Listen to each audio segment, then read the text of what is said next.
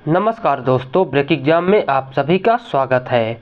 एक बार फिर से हम आपको इंडियन आर्ट और कल्चर का दूसरा वीडियो लेकर आए हैं, क्योंकि पहले वीडियो में हमने प्राचीन भारत के इतिहास के सिंधु सभ्यता और मौर्यकालीन सभ्यता से जुड़े हुए वो सभी इम्पॉर्टेंट फैक्ट देख चुके हैं और महत्वपूर्ण क्वेश्चन भी देख चुके हैं। यदि आपने अभी तक पहले पार्ट को नहीं देखा तो प्लीज़ पहले जाकर आप पहला पार्ट इसका देखिए, उसके बाद आप इस दूसरे पार्ट को देखिएगा, जिससे आपको वो फ्लो बना रहेगा जो कि आर्ट और कल्चर में आपको पढ़ना चाहिए। तो चलिए वीडियो शुरू करते हैं। सबसे पहले यदि आप नए हैं तो चैनल को लाइक और सब्सक्राइब जरूर कर लें, जिससे आपको ऐसे ही वीडियोज़ आसानी से मिलती रहें। आज की वीडियो में हम पढ़ेंगे प्रमुख मंदिर शैलियाँ, और यदि आपको इस वीडियो का PDF चाहिए हो तो प्लीज़ हमारे टेलीग्राम पर जुड़ जाइए, जिसकी हम लिंक दे दिए हैं नीचे, और उस टेलीग्राम से आप इसका PDF डाउनलोड कर सकते हैं। PDF आपको पूरा कंबाइंड मिलेगा, दोनों ही वीडियोज़ का एक ही में PDF एक साथ कंबाइन करके हमने उसमें अपलोड कर दिया है। तो चलिए वीडियो शुरू करते हैं। प्रमुख मंदिर शैलियाँ। पहली शैली क्या थी जो उत्तर भारत में प्रचलित थी? वो थी नागर शैली। उत्तर भारत के मंदिरों की वास्तुकला क्या थी? नागर शैली। इसकी विशेषताएं क्या क्या थी? तो इसकी विशेषताएं थी आमलक और कलश की उपस्थिति, यानी कि जो मंदिर के सबसे ऊपरी भाग होता था वहाँ पर आमलक और कलश की उपस्थिति होती थी। पंचायतन शैली के मंदिर भी बने हैं, जैसे खजुराहो में पंचायतन शैली के मंदिर बने हैं, इम्पोर्टेंट है। देख लीजिए 5 शैलियों को किस प्रकार बनाया जाता था। बीच में एक मुख्य मंदिर होता था और उसके चारों ओर 4 मंदिर और होते थे। उसके बाद देख लेते हैं गर्भगृह के बाहर देवी गंगा व देवी यमुना की मूर्ति होती थी। तो जो गर्भगृह होता था उसके बाहर देवी गंगा और देवी यमुना की मूर्ति होती थी। उसके बाद मुख्य कक्ष के सामने मंडप, सभा कक्ष और उपस्थित थे। तो मुख्य कक्ष के सामने मंडप उपस्थित होता था इसमें, यानी कि जिसे सभा कक्ष कहा जाता है। उसके बाद मंदिरों को सामान्य रूप से भूमि से ऊपर वेदी पर बनाया जाता था, यानी कि पहले कोई संरचना बनाई जाती थी चट्टान टाइप, उसके बाद ही मंदिर उसमें निर्माण किया जाता था।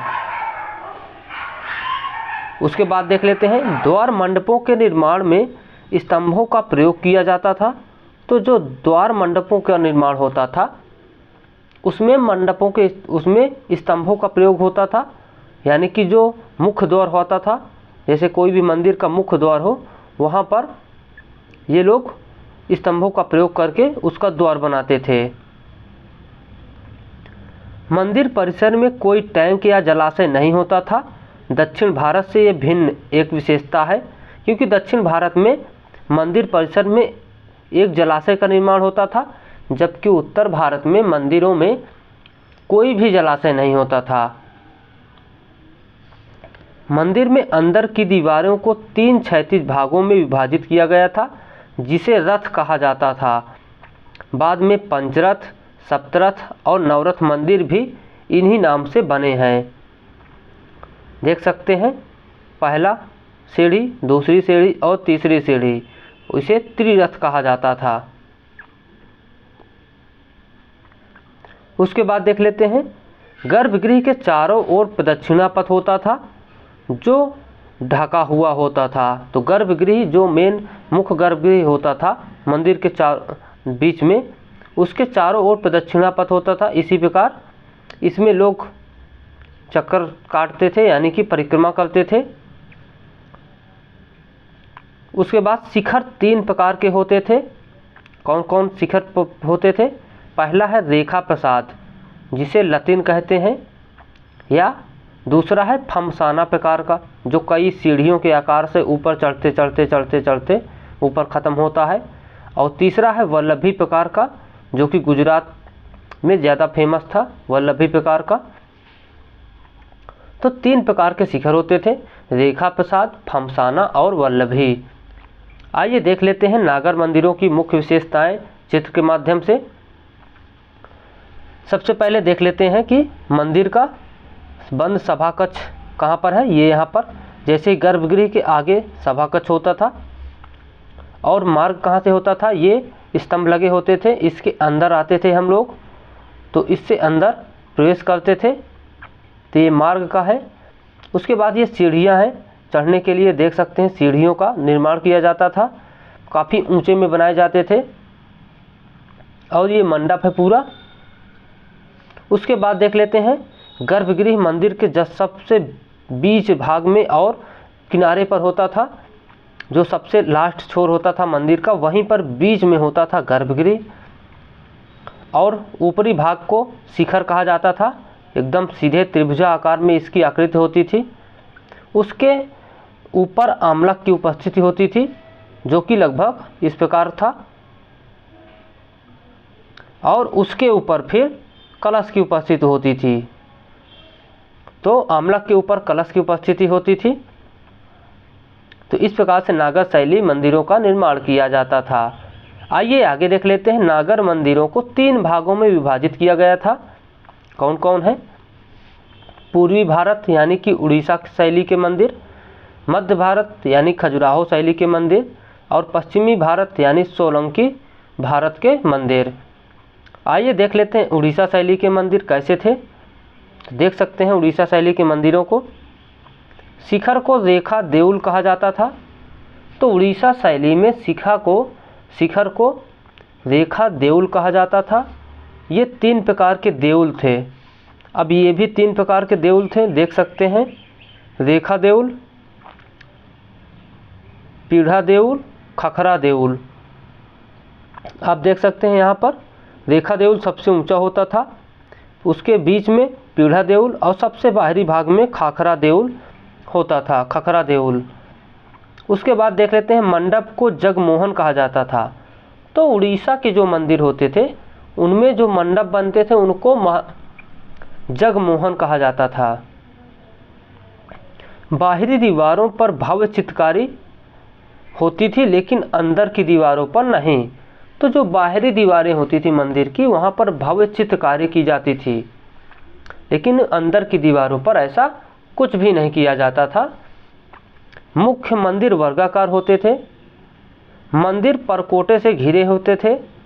तो मंदिर परकोटे से घिरे होते थे। द्रविड़ शैली के समान होते थे। तो ये मुख्य रूप से द्रविड़ शैली के मंदिर जो परकोटे से घिरे होते थे, ये द्रविड़ शैली में भी ऐसा होता था। उसके बाद लिंगराज मंदिर इसका फेमस है उड़ीसा का। और सूर्य मंदिर नरसिंह देव वर्मन प्रथम द्वारा बनाया गया था, गंगवंश का। काला पैगोडा भी इसे कहते हैं, ये भी फेमस है। तो लिंगराज 11वीं सदी में बनवाया गया था यायाति प्रथम सोमवंश के शासक द्वारा। लाल पत्थर कलर का बनवाया गया था और 150 छोटे छोटे मंदिरों का समूह है। उसके बाद सूर्य मंदिर नरसिंह देव वर्मन प्रथम गंगवंश के शासक थे।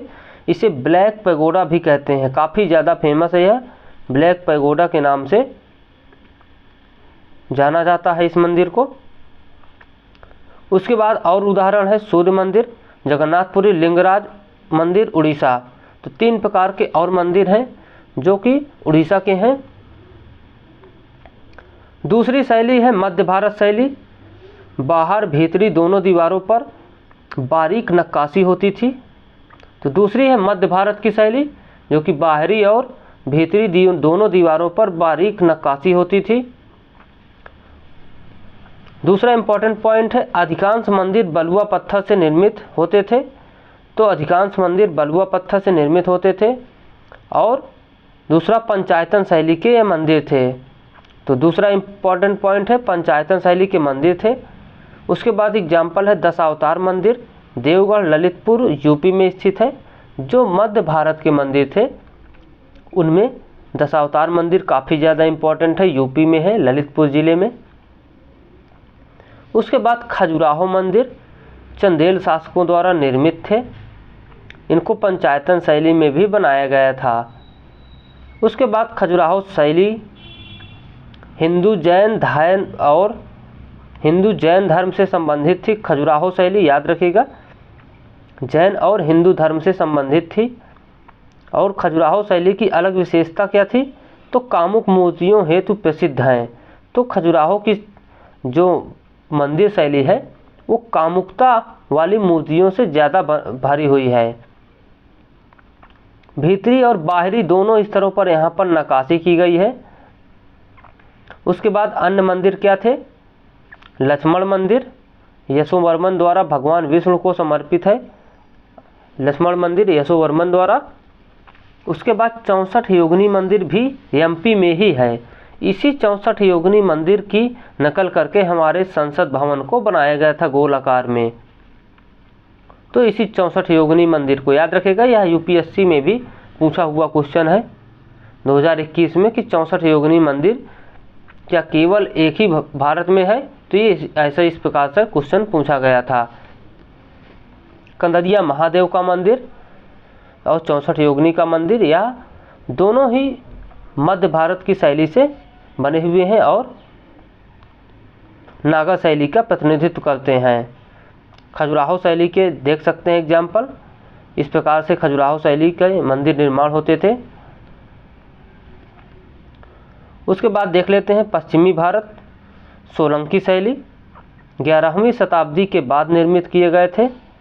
बलुआ पत्थर, काला बेसाल्ट, भूरा बेसाल्ट, सफ़ेद बेसाल्ट, इस प्रकार के पत्थरों का उपयोग करके पश्चिमी भारत में मंदिरों का निर्माण किया जाता था। उसके बाद हम देख लेते हैं सूर्य मंदिर, मोढेरा गुजरात का, काफ़ी ज़्यादा इम्पोर्टेंट है दोस्तों। सूर्य मंदिर सबसे पहले तो किसने बनवाया था, भीमदेव प्रथम सोलंकी द्वारा निर्मित किया गया था। तो मोढेरा का सूर्य मंदिर भीमदेव प्रथम सोलंकी शासक द्वारा निर्मित था। सीढ़ियों पर छोटे छोटे मंदिर होते थे और कहीं कहीं लकड़ी की नक्काशी भी होती थी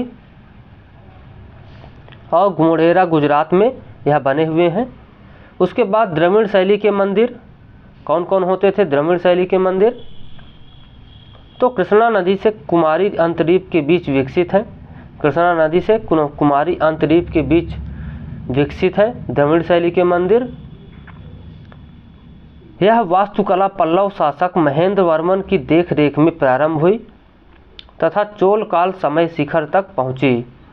तो यह वास्तुकला पल्लव शासक महेंद्र वर्मन की देखरेख में प्रारंभ हुई तथा चोल काल समय शिखर तक पहुंची।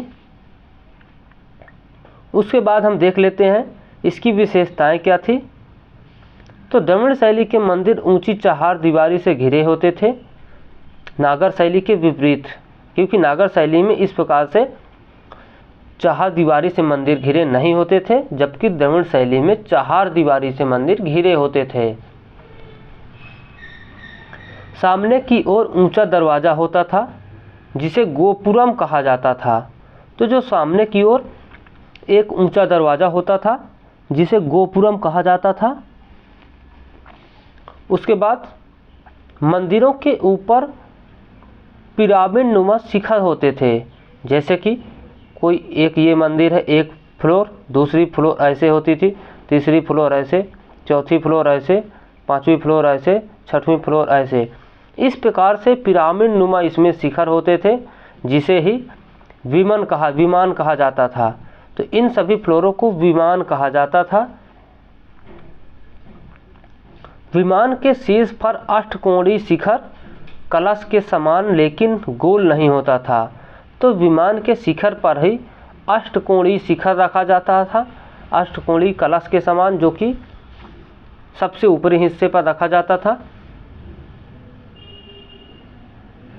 उसके बाद केवल गर्भगृह के ऊपर विमान होता था, यानी कि जो मंदिर का सबसे मुख्य भाग होता था, जहाँ पर मुख्य देवता विराजमान होते थे, सिर्फ उसी के ऊपर विमान जैसी आकृति बनाई जाती थी, विमान यानी कि शिखर। उसके बाद गर्भगृह के द्वार पर द्वारपाल, मिथुन और यक्ष की मूर्तियां होती थी। तो गर्भगृह के द्वार पर द्वारपाल, मिथुन और यक्ष की मूर्तियां बनवाई जाती थी।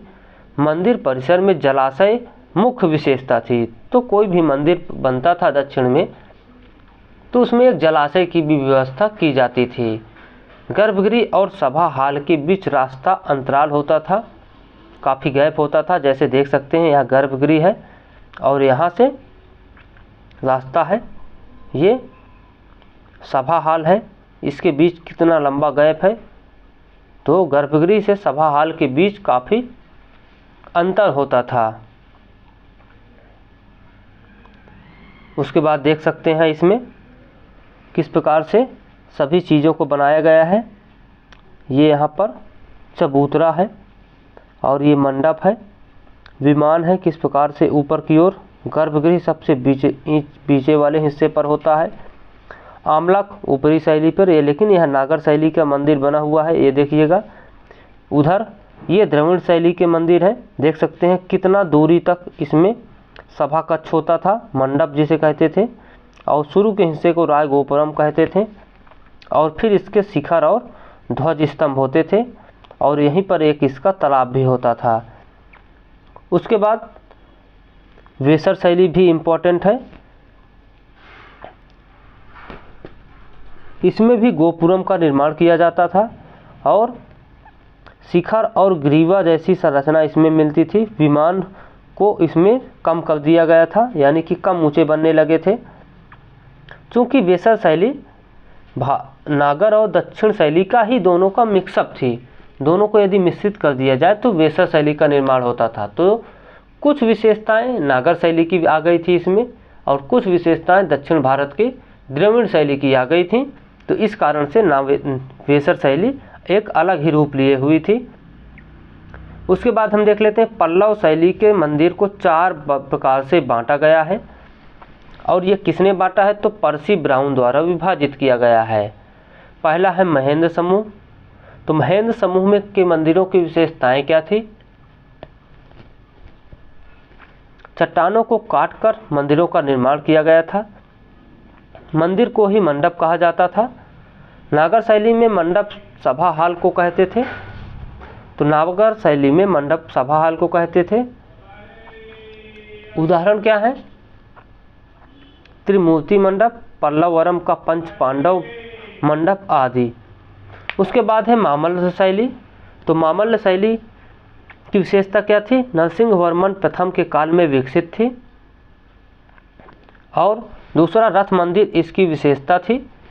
एकाश्म पत्थर को काटकर ये बनाए गए थे, और उसके बाद द्रौपदी रथ, नकुल सहदेव रथ, अर्जुन रथ, भीम रथ, धर्मराज रथ सबसे बड़ा रथ था इसमें, और द्रौपदी रथ सबसे छोटा था। तो याद रखिएगा धर्मराज सबसे बड़ा रथ, और क्योंकि वो राजा थे इस प्रकार याद रख सकते हैं कि राजा का रथ हमेशा सबसे बड़ा होता है, और पत्नी इसमें सबसे छोटी थी, क्योंकि बाकी सभी इनके भाई थे। तो भाइयों से छोटा क्या हो सकता है? पत्नी का ओहदा, और पत्नी का रथ सबसे छोटा था। द्रौपदी रथ सबसे छोटा रथ था। उसके बाद हम देख लेते हैं मामल्ल शैली नरसिंह वर्मन प्रथम के काल में विकसित थी, याद रखिएगा। उसके बाद राज सिंह शैली, नरसिंह वर्मन द्वितीय राज सिंह के काल में विकसित प्रस्तर ईंट से निर्मित उत्कृष्ट मंदिर। उदाहरण इसके क्या क्या है राज सिंह शैली के? शोर मंदिर तमिलनाडु में, कांची का कैलाश मंदिर, उसके बाद बैकुंठ पेरुमल मंदिर। तो बैकुंठ पेरुमल मंदिर, कांची का कैलाश मंदिर, शोर मंदिर, ये तमिलनाडु के हैं, काफ़ी ज़्यादा फेमस हैं। ये भी आपके परीक्षाओं में कई बार पूछा गया है कि बैकुंठ पेरुमल मंदिर का निर्माण किसने किया, या कांची का कैलाश मंदिर किसने बनवाया। उसके बाद हम देख लेते हैं नंदीवर्धन शैली। तो नंदीवर्धन शैली भी काफ़ी ज़्यादा इम्पोर्टेंट है, आकार में छोटे मंदिर होते थे इसमें। उदाहरण मुक्तेश्वर मंदिर, मांगतेश्वर मंदिर।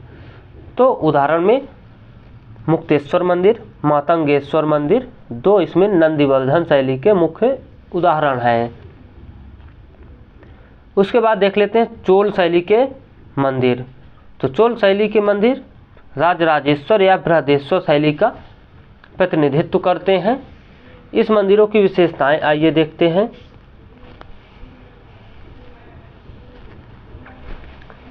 9वीं से 13वीं शताब्दी के बीच निर्मित हुए थे। पहली बात, कि किस समय में यह विकसित हुए थे, तो 9वीं से 13वीं शताब्दी के बीच।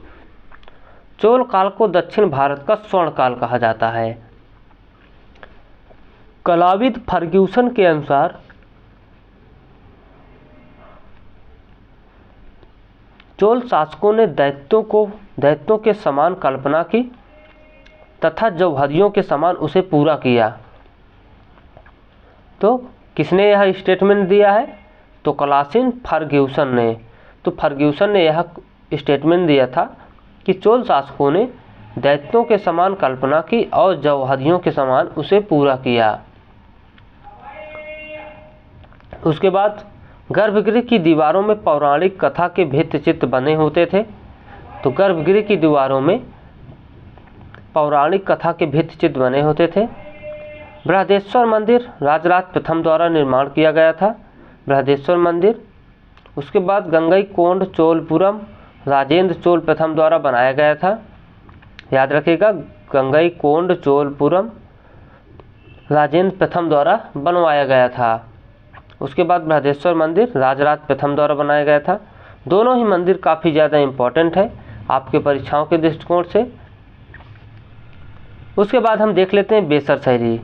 बेसर शैली मोस्ट इम्पॉर्टेंट है। यह नागर और द्रविड़ शैली का मिश्रण है, जैसा कि हमने पहले ही बताया है आपको कि जो बेसर शैली है उसमें कुछ लक्षण तो आपको नागर शैली के दिखेंगे और कुछ लक्षण दक्षिण भारत की द्रविड़ शैली के दिखेंगे। इस कारण से इसको नागर शैली कहा जाता है, वो बेसर शैली कहा जाता है। इसे कर्नाटक शैली के रूप में भी जाना जाता है। चालुक्य शासकों द्वारा शुरुआत राष्ट्रकूट शासक के शासन में शीर्ष पर पहुंची थी। इसकी विशेषताएं क्या थी? विमान और मंडप को ज़्यादा महत्व दिया गया था। खुले प्रदक्षिणा पथ होते थे। खंभों, दरवाजों और छत को बारीक नक्काशी से सजाया गया था। उसके बाद बेसर शैली में मंदिर निर्माण के 3 प्रमुख राजवंश थे बेसर शैली में।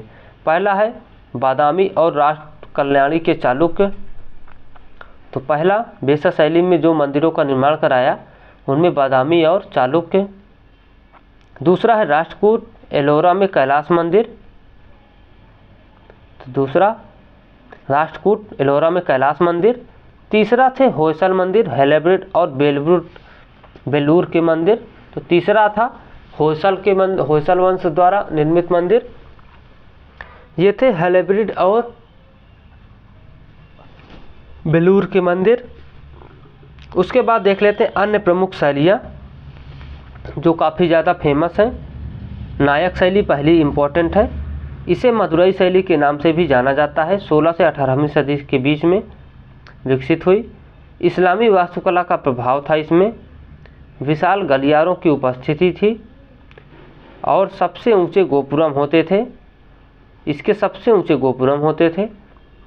जटिल नक्काशी की जाती थी और मीनाक्षी मंदिर मदुरई में होते थे।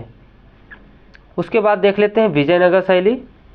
1336 ईस्वी के आसपास थी विजयनगर शैली। दीवारें ज्यामितीय पैटर्न व नक्काशी युक्त होती थी। एक से अधिक मंडप होते थे। केंद्र मंडप को कल्याण मंडप कहा गया है। तो केंद्र मंडप को कल्याण मंडप कहा गया है। एकाश्म पत्थर से निर्मित होती थी। उसके बाद मंदिर परिसर चहारदीवारी से ढका होता था। धर्मनिरपेक्ष इमारतों की स्थापना होती थी और उदाहरण क्या थे? विट्ठलनाथ मंदिर, कमल हसन मंदिर और विरूपाक्ष मंदिर, रघुनाथ मंदिर। ये सभी मंदिर किस शैली पर निर्मित थे? तो विजयनगर शैली। उसके बाद पाल और सेन शैली, ये बंगाल में काफ़ी ज़्यादा फेमस थी। पाल शासकों के अंतर्गत नालंदा, जगदल, ओदंतपुरी, विक्रमशिला विश्वविद्यालय का विकास हुआ था। तो पाल और सेन शैली के अंतर्गत ही इन सभी विश्वविद्यालयों का विकास हुआ था, जैसे नालंदा, जगदल, ओदंतपुरी, विक्रमशिला। उसके बाद देख लेते हैं सेन शासकों द्वारा ढाकेश्वरी मंदिर का निर्माण किया गया था बांग्लादेश में। विशेषता क्या है? वक्राकार छत है, बंगला छत है टेराकोटा ईंट का प्रयोग है। सिद्धेश्वर महादेव मंदिर है इसमें। उसके बाद भारत के सभी प्रसिद्ध मंदिरों को देख लेते हैं। तमिलनाडु के मंदिरों के बारे में पहले देखते हैं। महाबलीपुरम के मंदिर 1984 में यूनेस्को में धरोहर के रूप में स्थापित है। महाबली के मंदिर, रथ मंदिर, सप्त पैगोडा निर्माण नरसिंहवर्मन प्रथम पल्लव शासक 7वीं शताब्दी में।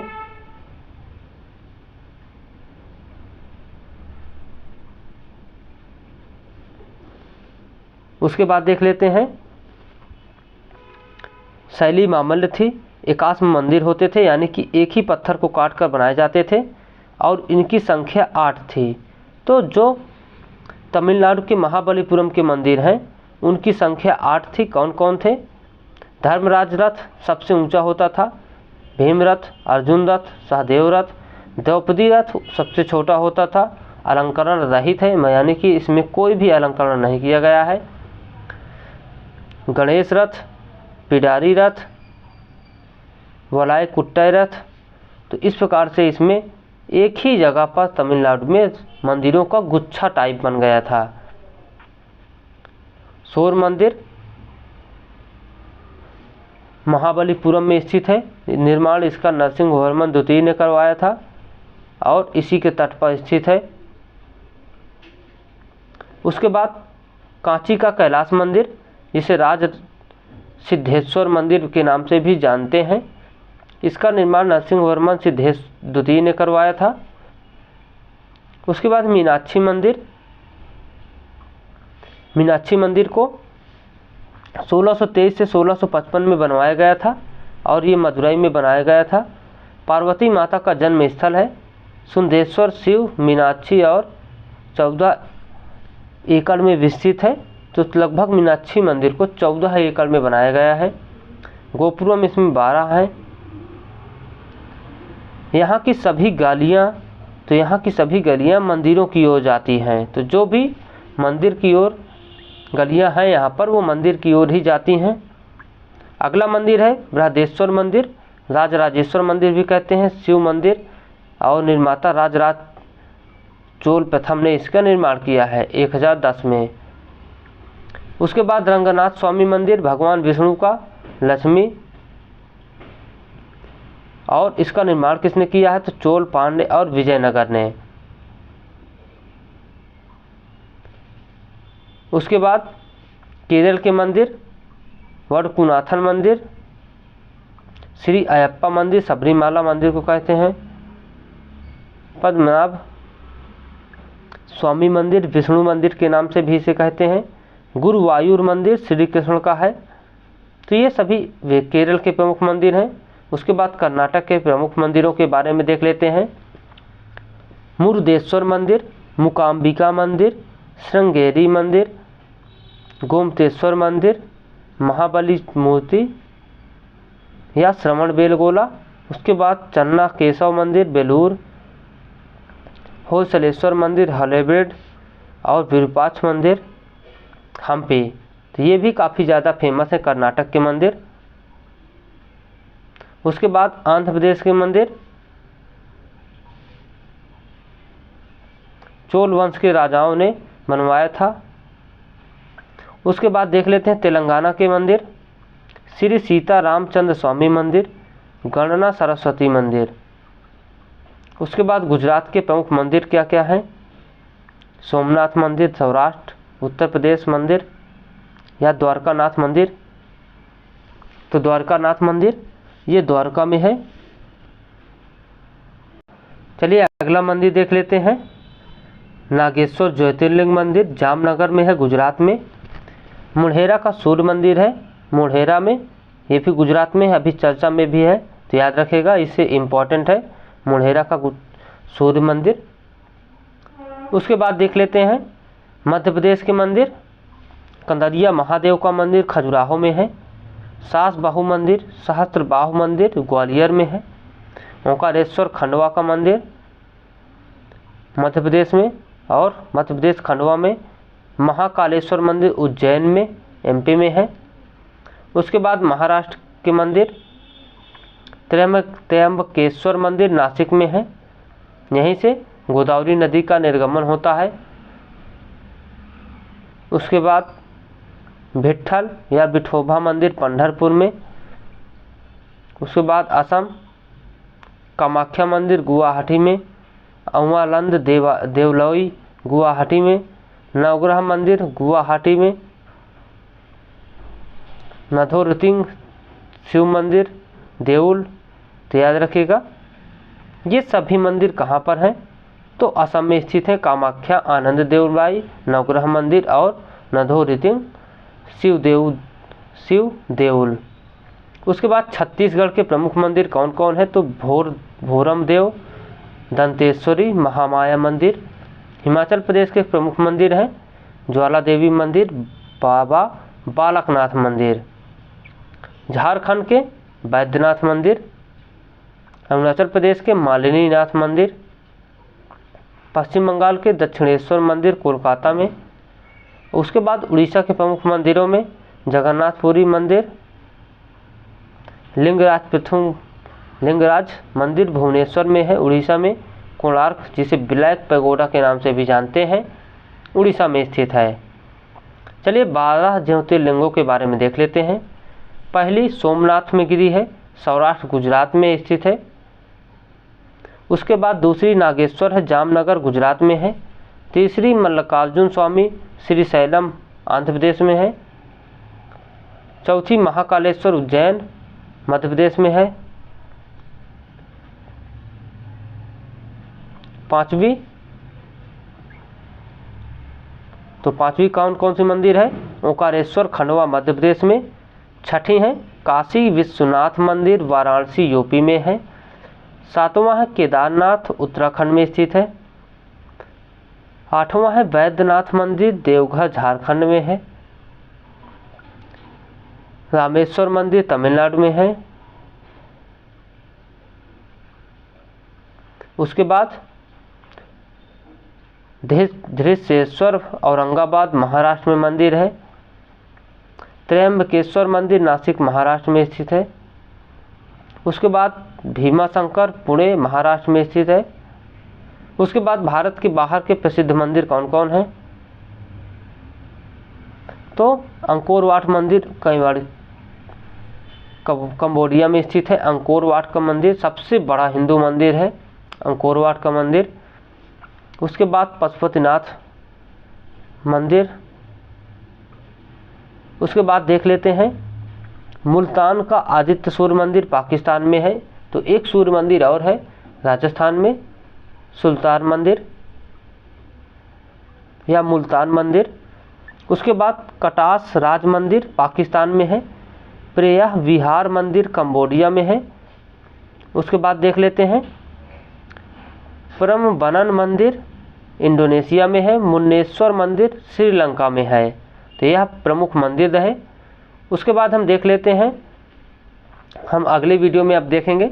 यहाँ तक हमारा कवर हुआ प्रमुख मंदिर शैलियाँ और भारत के प्रमुख मंदिर जो हैं। उसके बाद हम देखेंगे अगले पार्ट में अगली शैली, वो शैली क्या रहेगी देख सकते हैं, इंडो इस्लामिक भारत अरबी कला और संस्कृति। तो चलिए दोस्तों आज के लिए बस इतना ही। यदि आपको वीडियो पसंद आया हो तो प्लीज़ चैनल को लाइक और सब्सक्राइब जरूर करें। Thank you.